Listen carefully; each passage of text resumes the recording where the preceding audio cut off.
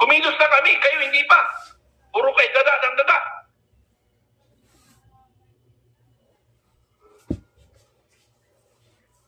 Kaya ang inisip lang namin, ang bayan ang puprotektahan namin, ang taong bayan. Dahil napipintong na ang gera. Ayaw natin sa hindi. Sabi nga sa Biblia, nandyan. Gigera talaga tayo ng gigera. Ang tanong lang, kailan? Sino ang magsimula? Sa Middle East pa magsimula? Sa Europe pa magsimula? O sa atin, sa Asia?